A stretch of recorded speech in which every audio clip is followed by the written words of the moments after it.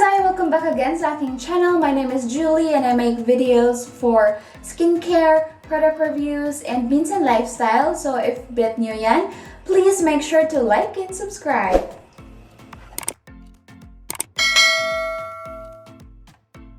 So for today's video mga Dzai, ang ating pag-uusapan ay tungkol sa pagpapaganda. Hindi siya pagme-makeup dahil hindi naman talaga ako marunong sa mga ganon.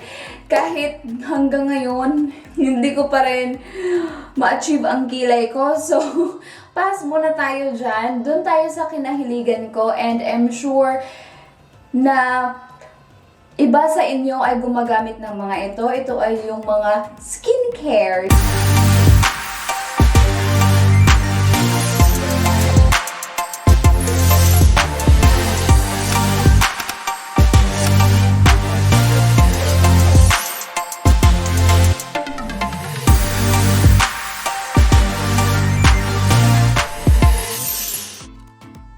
Dahil gumagamit ako ng exfoliant, yun ang ating pag-uusapan ngayon. So, isi-share ko lang ang aking kalaman para na rin malaman nyo. Gaya ng skincare, yun ang ginagawa ko. I did my own research based on my skin type.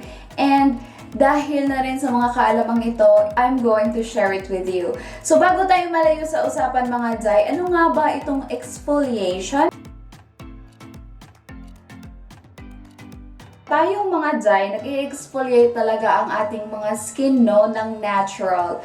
Meron tayong tinatawag na skin turnover cycle o nagpipil yung mga dead skin cells ng kusa sa ating katawan. So, kung bata pa tayo mga Dzai, like for example, mga teenager, ang ating skin ay nagto-turn over between 21 to 28 days. If you're 20 to 40 years old, our skin turnover 28 to 42 days. And if you're 50 and higher, ang ating skin ay nagto-turn over between 42 days or even 82 days. So kung napapansin nyo, kung magkakaedad tayo, tumatagal din ang ating skin turnover.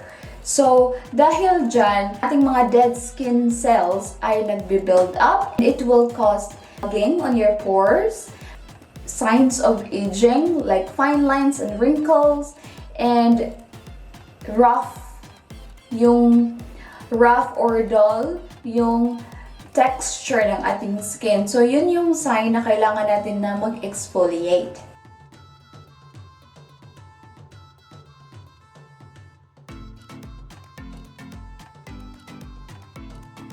So, ano nga ba ang paraan ng pag-exfoliate? So, meron tayong dalawang paraan ng pag-exfoliate, mga Dzai. So, meron tayong tinatawag na physical exfoliation and meron tayong tinatawag na chemical exfoliation. Kung simpleng pag-explain lang mga Dzai, physical exfoliation o yung ginagamit natin na physical force ng pag-exfoliate or pag-remove ng ating dead skin cells. For example, gumagamit tayo ng mga scrubs, like sa akin noon, Pond's facial scrubs, no? And meron tayong gumagamit ng yung mga brush, yeah, sa mukha. Any physical scrub na ina-apply mo sa iyong mukha or onto your body.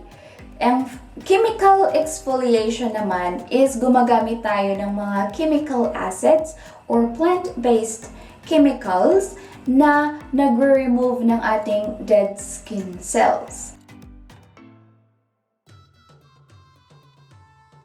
Meron tayong iba-ibang uri ng chemical exfoliation depende sa ating skin types on what ingredients you should use. So meron tayong tinatawag na AHA, BHA, PHA, LHA or enzymes. Ito yung mga tinatawag nila na exfoliants. So, dun muna tayo sa AHA. AHA o yung tinatawag nila na alpha hydroxy acids. Ito yung mga plant-based chemical substance na ini-extract nila from fruit. Yung mga acids like glycolic acid, lactic acid, malic, tartaric, and mandelic acids. Ang AHA is more suited for normal to dry skin dahil nagpe-penetrate siya doon sa ating skin to remove dead skin cells and boost din siya ng production of collagen. Meron naman tayong tinatawag na BHA or beta hydroxy acid or ito yung tinatawag nila na salicylic acid. Sa atin sa Pilipinas, salicylic acid is very known dahil napakagandang ingredient niya to get rid of acne. It's most suited for oily and combination skin, yung salicylic acid or BHA. So if you are suffering from blemishes, whiteheads, blackheads, acne, clogged pores, enlarged pores, BHA ang para sa inyo. Ano naman tayong PHA na tinatawag? Ano naman yung cousins ng AHA? Hindi siya sobrang strong gaya ng AHA dahil it's because of its molecules. Gluconolactone and galactose and lactobionic acid. So ito yung mga acid na PHA. PHA has larger molecules mga day, so hindi siya nagpe-penetrate deeply unlike AHAs. So, suitable siya sa mga sensitive skin. Meron din tayong tinatawag na LHA are extracted from BHA or salicylic acid. You have acne-prone and sensitive skin.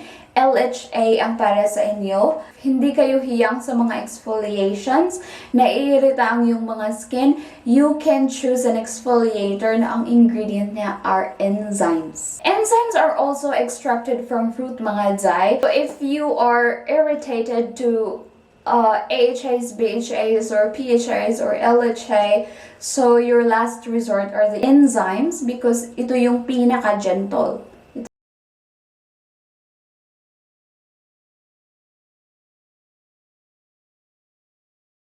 So, ano talaga ang chemical exfoliator na para sa iyong skin and how often you should use it? So, if you have dry skin mga dzai, AHA is suitable for your skin and you can apply it once or twice a week. My skin is normal to dry, so I use glycolic acid. Ito yung ginagamit ko. Already reviewed this one, so please click the description below for this one. It has very good ingredients. It has 5.25% of glycolic acid.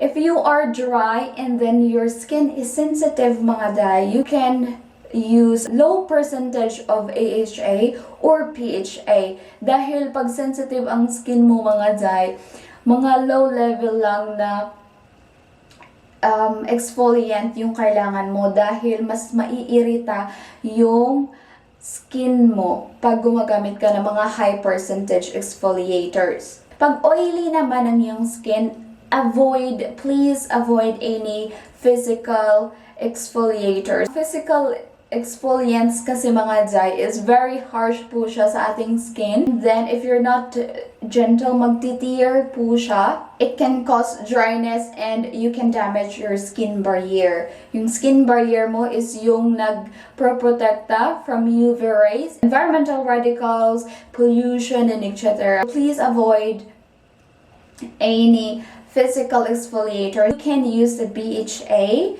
or the salicylic acid exfoliator dahil it can remove excess oil and sebum production. It's also a anti-inflammatory property. Ito sa USA, ito yung one of the famous BHA's exfoliators. This is the Paula's Choice exfoliators.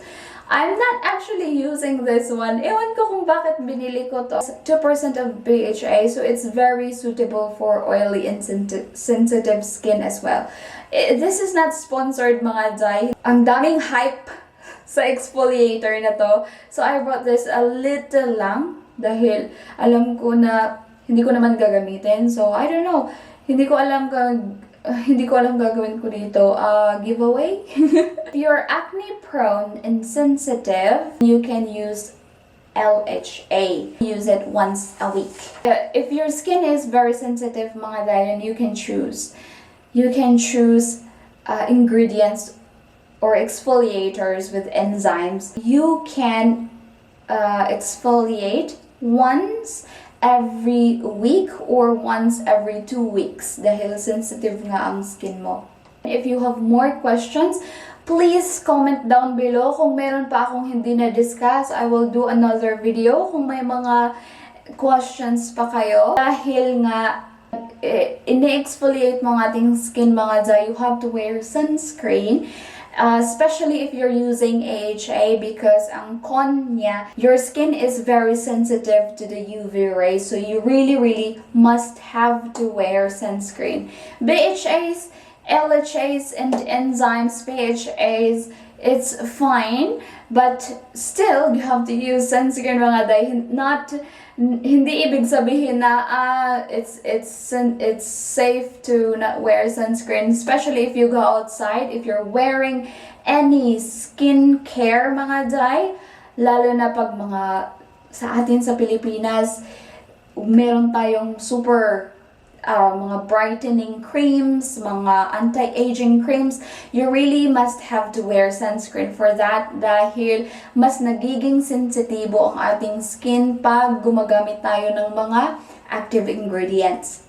Moisturize your skin after using exfoliants mga dzai. Moisturizer talaga. If you have sensitive skin, use moisturizers that are soothing, something that can really hydrate your skin. So use a moisturizer na mayroong mga humectants like glycerin and soothing ingredients like centella. So that's it for today. Sana may natutunan kayo. Comment down below kung meron man akong mga na hindi na mention. So that's it for today mga dzai. See you again sa aking next vlog. Babush!